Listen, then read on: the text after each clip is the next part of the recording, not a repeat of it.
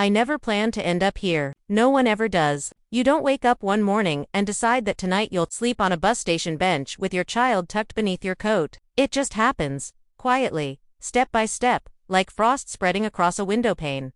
It starts with a job that ends. A landlord who stops waiting. A few too many unopened envelopes with red stamps on them. You tell yourself it's temporary. That next week you'll find something. That this is only until you can catch your breath. But weeks become months. And one day you realize the only place that feels familiar is the one where no one looks at you. That's what the bus station became for me. A place where people passed through without ever really being there. And somehow, that made it safe. The first time I brought Laya, it was raining so hard that the water pooled inside her shoes. She was for then, small, quiet, too tired to ask questions. I remember her hand gripping mine, her fingers cold as I led her between rows of flickering lights and empty benches. The smell of diesel and wet concrete hung heavy in the air. I told her we were waiting for the next bus, even though I didn't have a ticket. "Where are we going, Mama?" she'd asked, her voice trembling. "Somewhere warm," I said. It wasn't a lie. Not exactly. There was warmth in that place. The kind that comes from bodies passing by, from vending machines humming in the corners, from buses sighing as they opened their doors to the night. We sat near a radiator that didn't work but still made a soft clinking noise. And for a while, we pretended it was heat.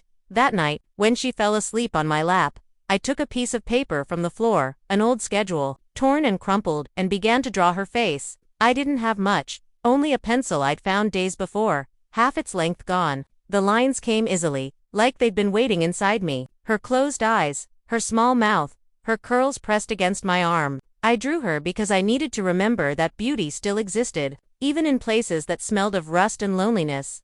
When I finished, I whispered to myself, "She's still my light." Nights passed, and the station became routine. The cleaners stopped asking questions. The clerks behind the ticket counters barely looked up. I was just another shadow in the corner. Another face that didn't matter. Every night I'd wait until the last bus left. When the loudspeaker finally went quiet, and the echo of footsteps faded, that's when the world belonged to us. Leah would curl against me, her head heavy on my arm, and I'd draw whatever the silence gave me. The reflection of lights on wet tiles, the curve of the benches, sometimes even the ghost of my own face in the glass. One night, the rain returned. I wrapped Leah tighter in my coat, and watched the doors swing open as the wind howled through them. A gust scattered the papers I'd been sketching on, sending them skimming across the floor like frightened birds. I scrambled to gather them before they disappeared under the benches, my heart racing. And that's when I heard the footsteps. They were steady, deliberate, not the impatient stride of a traveler, but the measured rhythm of someone who belonged here. A flashlight beam swept across the floor, catching the edge of one of my drawings. I froze, half crouched, my fingers inches from the paper. A man's voice broke the silence. "Ma'am." The word made me flinch. It had been months since anyone had called me that. "I'm sorry," I said quickly, standing up. "We'll go soon." He didn't answer right away. The beam of light moved from the floor to my face, then down to the small bundle sleeping on the bench. Leah stirred but didn't wake. The man lowered the flashlight, and I saw his expression. Not anger, not pity, just tiredness. The kind that carries understanding. "You can't stay here overnight," he said softly. "You know that, right?" "I know," I whispered. "We just needed somewhere dry." He nodded slowly. "It's not much warmer outside." His voice was calm, deep, and worn. I could tell he'd said those words before, maybe to others like me. He shifted the flashlight into his other hand and glanced at the papers I was clutching. "What's that?" "Nothing," I said. "Just drawings." "May I?" I hesitated. Then I handed him one, a sketch of Laya asleep. He held it carefully, the way you'd hold something fragile. "You drew this?" "Yes. It's good," he said after a pause. "Really good." I shrugged. "It's just something to keep my hands busy." He looked at the picture again, then at me. "You're an artist." "Not anymore."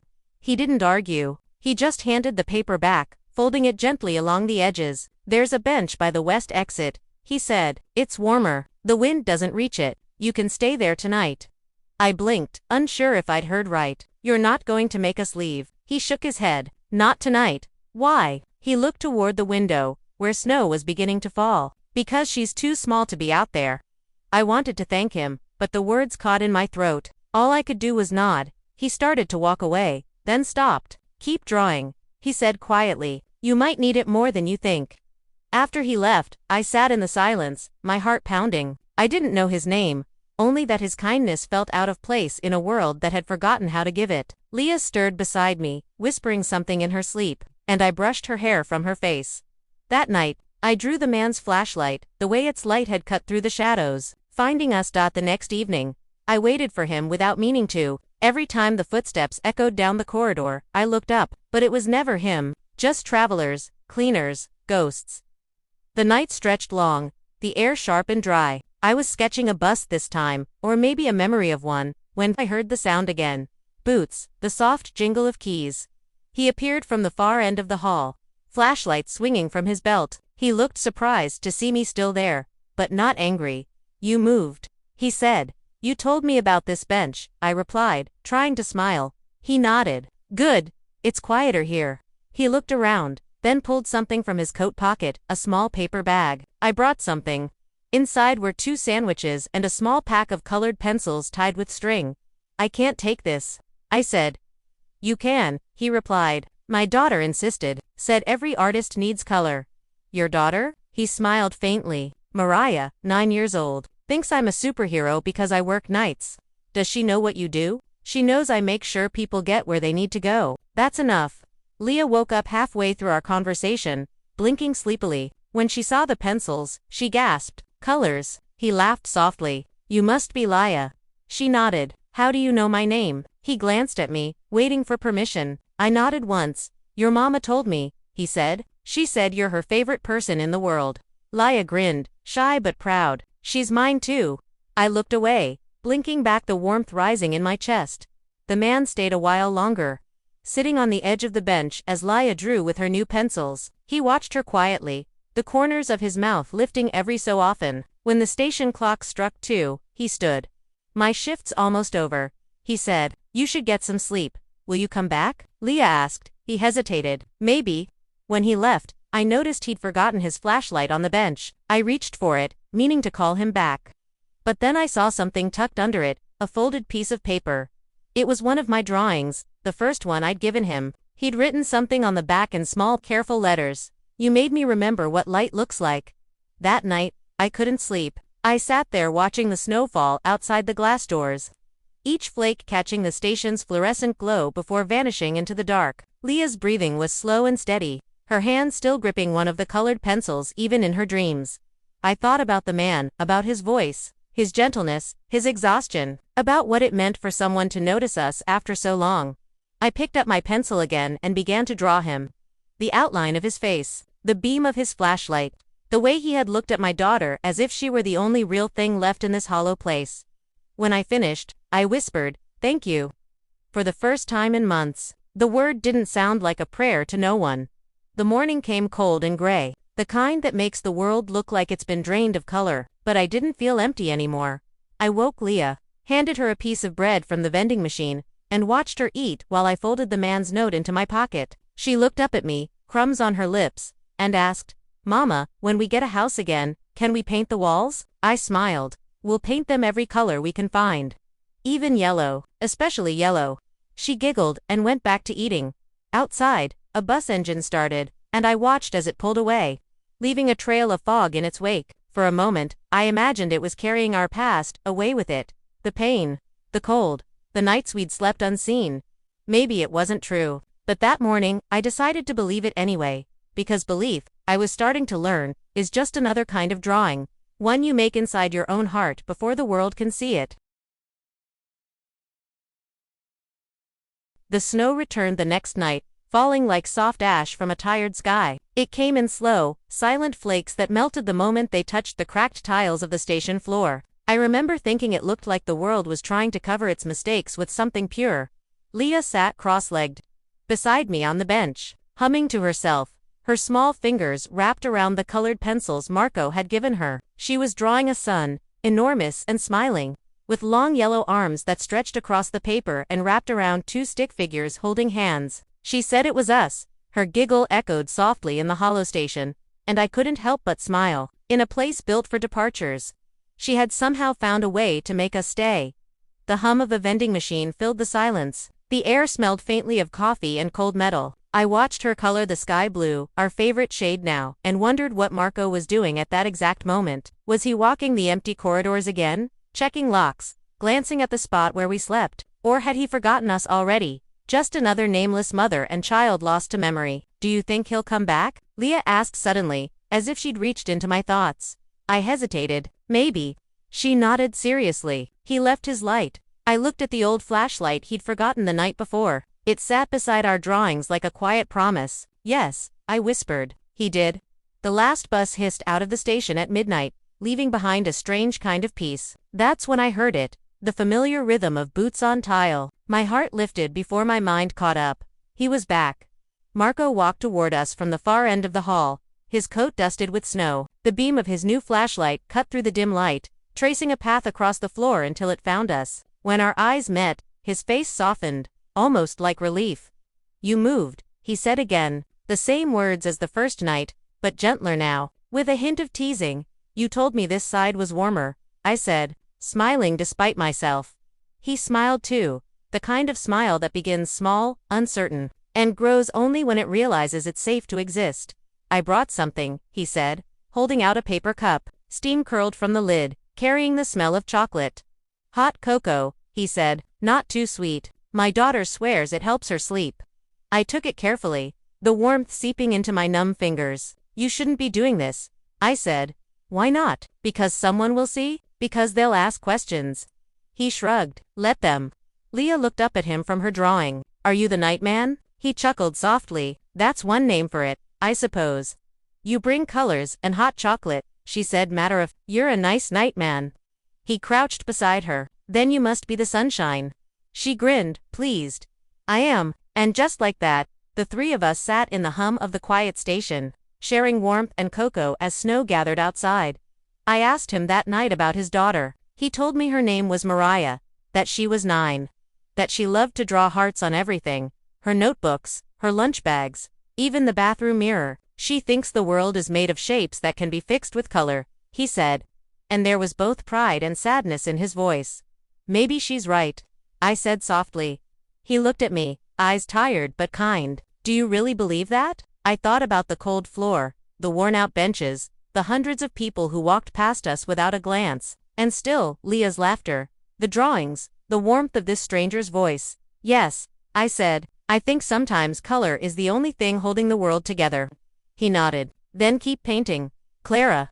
He said my name for the first time that night, and hearing it out loud nearly broke me. I hadn't heard my name spoken with kindness in so long that it sounded foreign.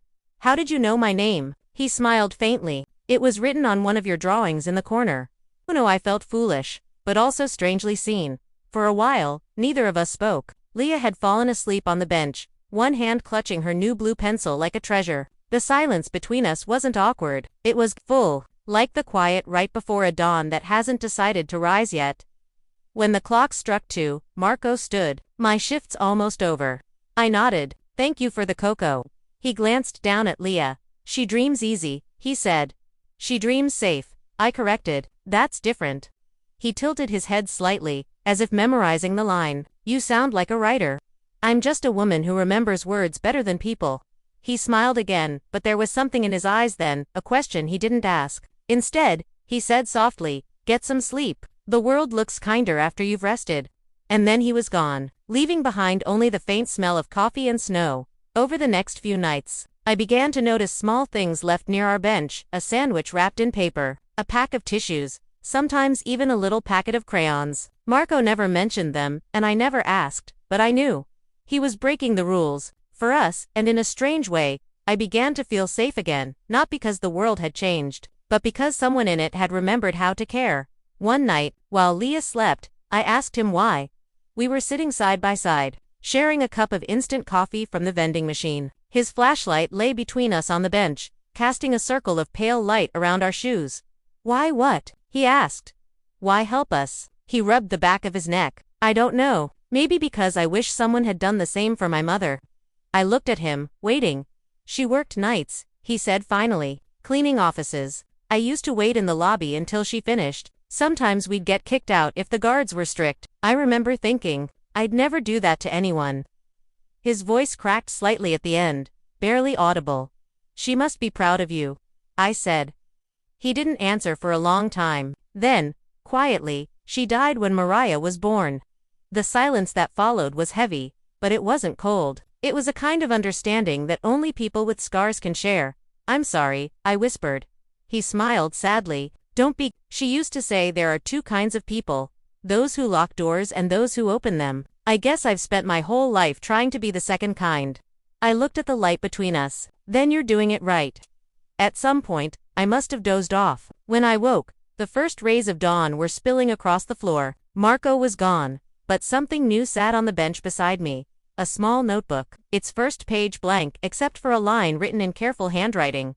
Every story begins with light.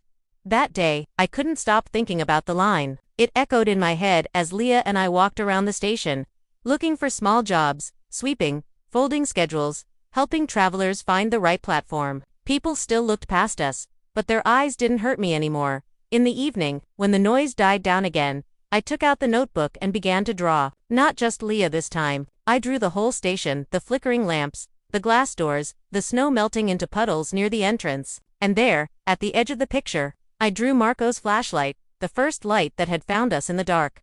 That week, things started to change. The clerk behind the ticket counter began leaving leftover food on the side table by accident. A driver handed Leah a cookie one morning with a wink, and one night, when the cleaning lady walked by, she whispered, "You painted that wall near the west door, didn't you? It's beautiful."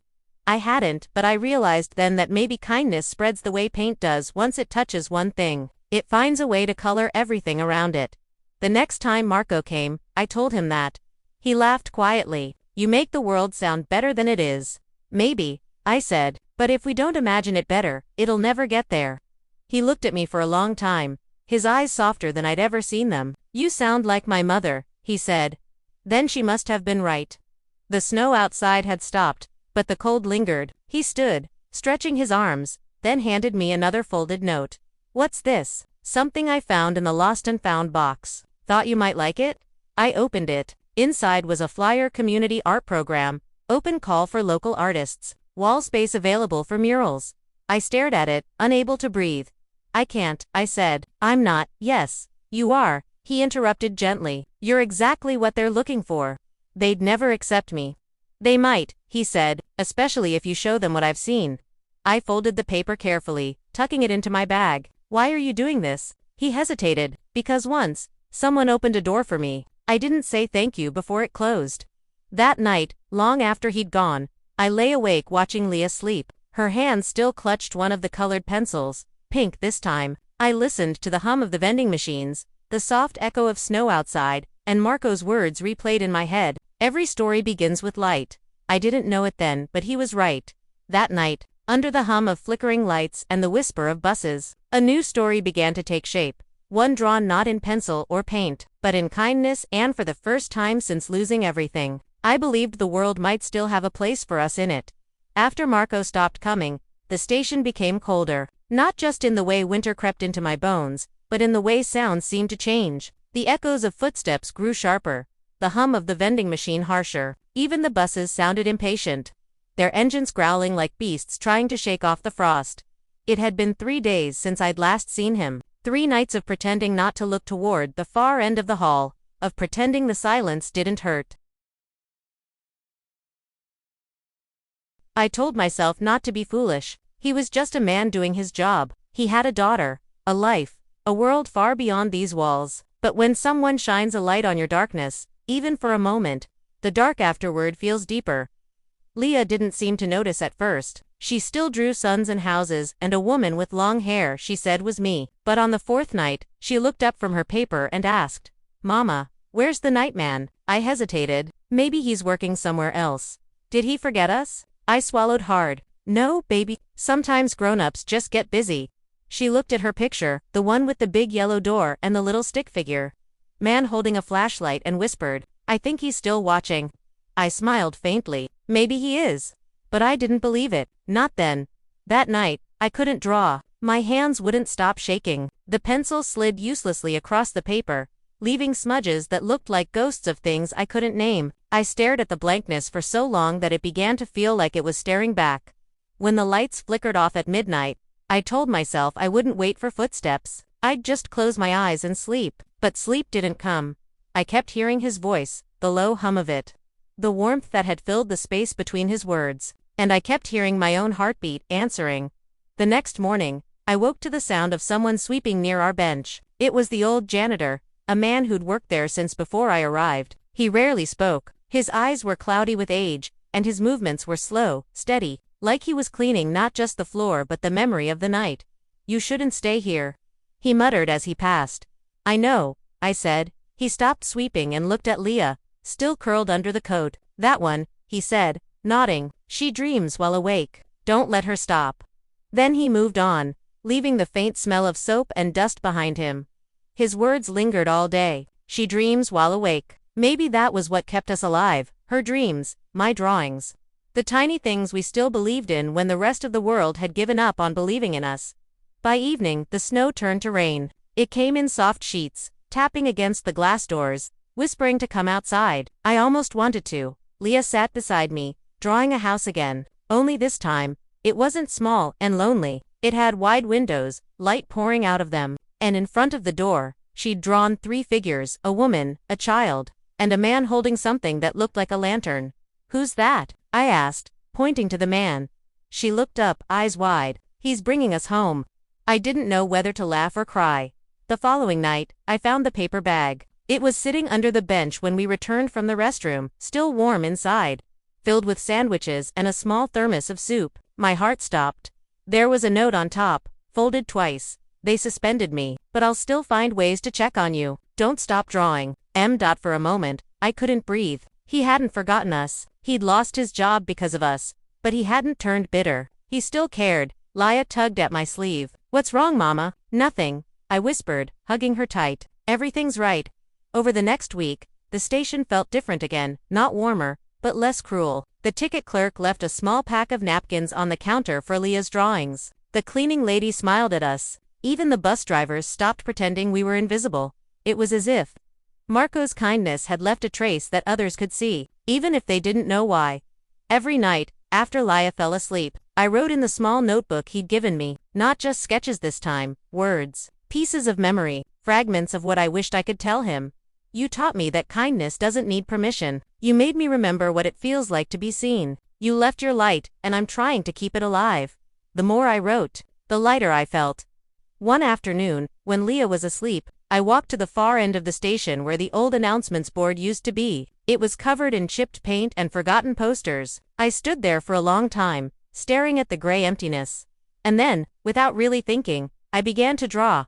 I used a piece of chalk left by a maintenance worker, white and dusty. My hands moved on their own shapes, lines, shadows. Within minutes, a figure began to appear. A man with a flashlight, shining its beam over a small girl sleeping on a bench. I didn't stop until my fingers ached. When I stepped back, the image stared back at me, fragile and alive under the flickering light. For the first time, the station didn't look abandoned. It looked haunted, but in a beautiful way. Haunted by care, by love, by what had been lost and might still be found. The next morning, people gathered around the drawing. I watched from a distance as travelers paused, took pictures, whispered. A young woman touched the chalk lines with her fingertips and smiled. "Who drew this?" someone asked. "Don't know," another replied, "but it's beautiful." I didn't say anything. It felt like speaking would break the spell. That night, when the station emptied again, I added something new to the drawing. A small sun in the corner, Leah's signature mark, and below it, in tiny letters, 4M. Weeks passed. We stayed, drawing every day, painting when we could find leftover colors. The wall near the west exit slowly transformed faces, buses, hands reaching out of the dark. Travelers began leaving coins and notes beneath it. Some wrote words like hope, or safe, or thank you. It wasn't much, but it was enough to make me believe the world still wanted color. Then one morning, Mrs. Holden appeared. I didn't know her name then. She was just a woman in a red coat with a clipboard. She approached the wall, studied it, and then turned toward me. "Did you make this?" she asked. I froze. "Why?" "Because it's incredible," she said simply. "We're organizing a renovation project for the old depot community murals. Would you be interested?" I stared at her, unsure if I'd heard correctly. "You want me to paint?" She smiled. "I don't want you to stop." She handed me a card. "Come tomorrow at 10. Bring your daughter." That night, I barely slept. The bench felt smaller somehow, the station larger. The world had started to stretch again. Just a little, like it remembered it could.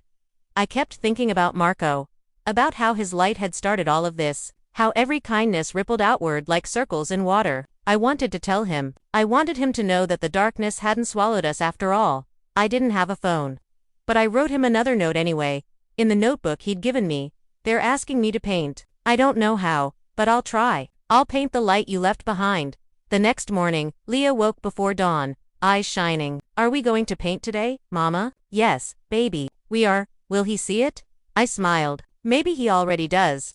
We gathered our pencils, brushes, the half-empty watercolor set, and the notebook. The snow had stopped. The air was cold but alive, carrying the faint scent of coffee and new beginnings as we walked toward the depot. Leah skipped ahead, her boots splashing through slush. The sun broke through the clouds for the first time in weeks, casting long golden beams across the icy street, and in that light, for just a moment, I thought I saw him standing by the far gate, his hands in his pockets, watching.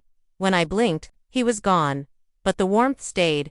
When we reached the wall, Mrs. Holden was waiting with paint and brushes. She smiled when she saw us. You came. I said I would, I replied. Leah ran to the wall, squealing, Can I paint the sun again? Of course you can, I said, as she began. I picked up a brush and stood before the blank section beside her. The bricks felt rough beneath my fingers, the air sharp in my lungs. Then I began to paint. Not just what I saw, but what I remembered. The man with the flashlight, the girl asleep on the bench, the quiet hum of the vending machine, the soft miracle of being seen, stroke by stroke. The color came back.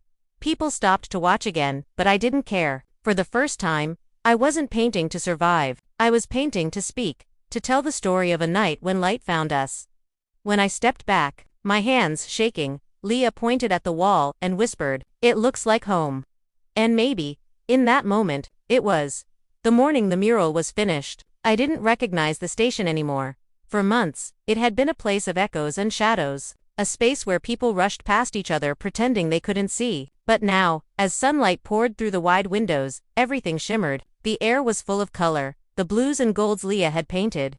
The soft pinks and greens I'd mixed until my hands ached. Even the floor tiles seemed brighter, as if they had been washed by the same hope that lived on the wall.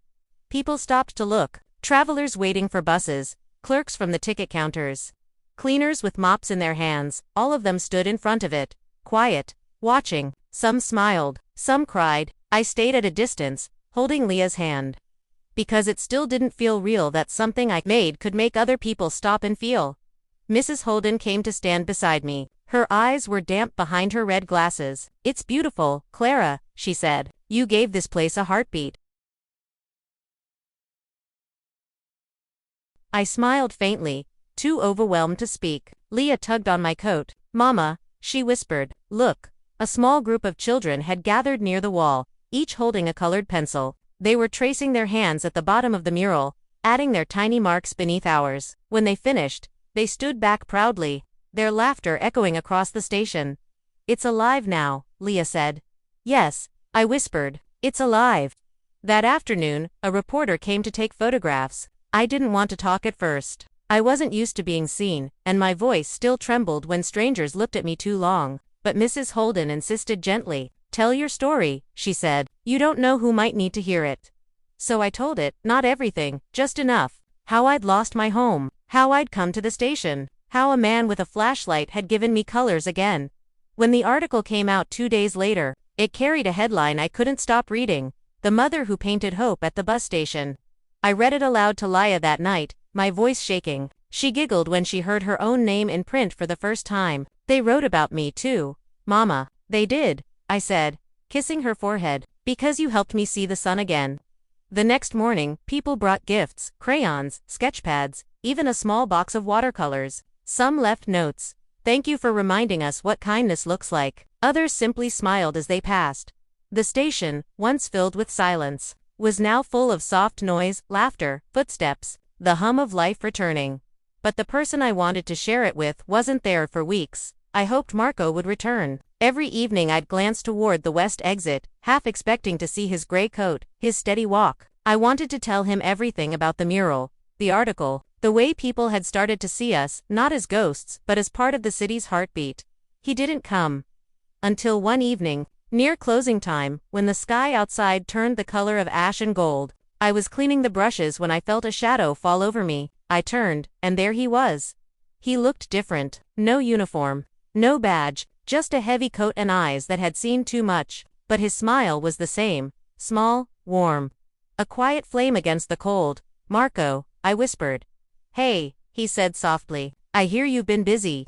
I laughed, though my eyes filled with tears. "You found out?" He nodded. "Mariah saw it online. She made me drive here to see it for myself." I blinked. "She knows." He smiled. "She knows everything now. I told her about you, about the night you gave me that drawing. She said you're a real superhero." I felt a tear slide down my cheek. "She sounds like her father." He shook his head. "No, I just do what people like you teach me." We walked together to the mural. The station was almost empty, only a few travelers waiting for late buses. The air smelled of paint and rain. When he saw the wall, he stopped. His eyes widened, and for a moment, he didn't speak.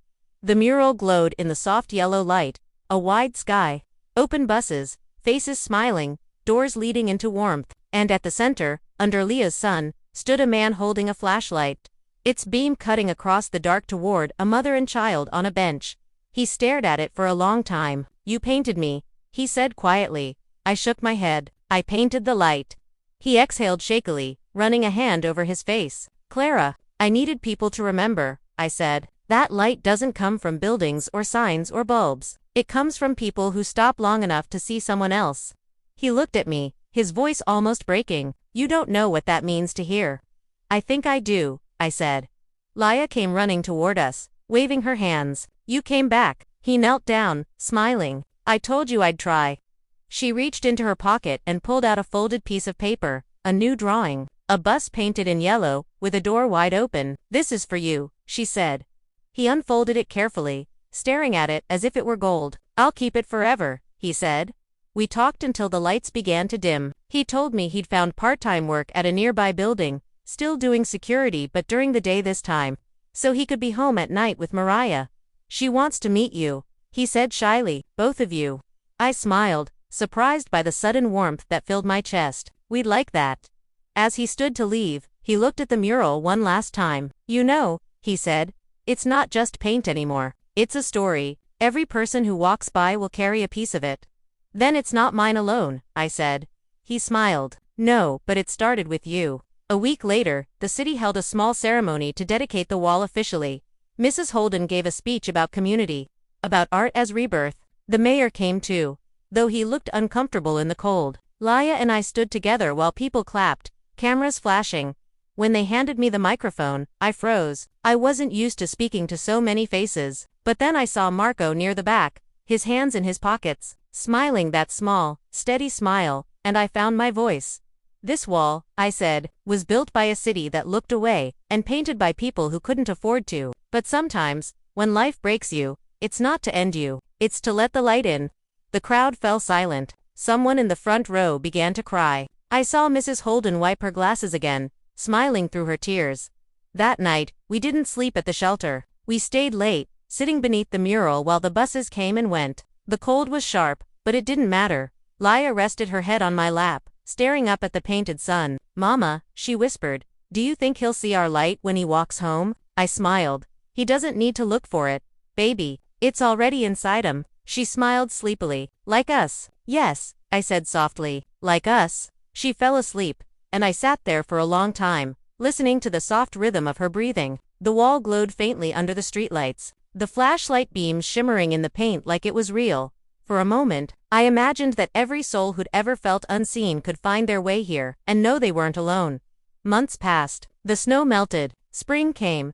The mural became a landmark. People came from other towns to see it. Artists left small sketches on the benches. Musicians played nearby, and children pressed their palms to the lower bricks, leaving trails of paint like tiny signatures of joy.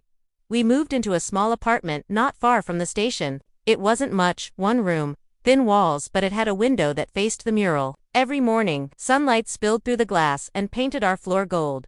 I started teaching art classes for children at the community center. Mrs. Holden found a way to fund it. Leah helped me every day, setting out brushes and paints. She called it the light workshop.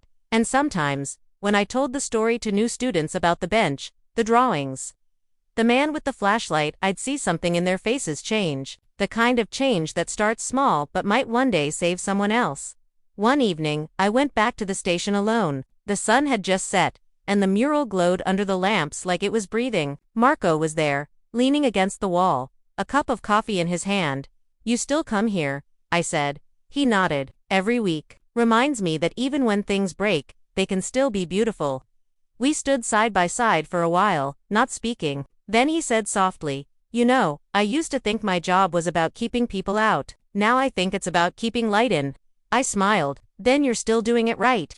He glanced at me, a warmth in his eyes that said more than words. "Could you ever wonder why some people cross our path only once, and others stay all the time?"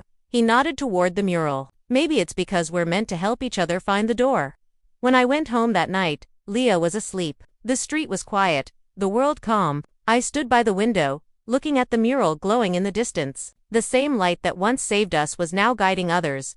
I thought about the first night I met him, the cold, the fear, the drawing he held in his hands. I remembered how invisible I had felt, and how a single moment of mercy had built an entire new life. That's the thing about light, it doesn't belong to anyone, it just moves through us, from one person to the next, refusing to die.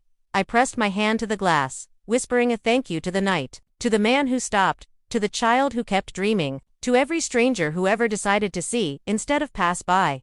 Because that's how the world changes, not all at once, not with noise, but in the quiet kindness of someone who chooses to notice. And sometimes, that's enough to turn a bus station into a home.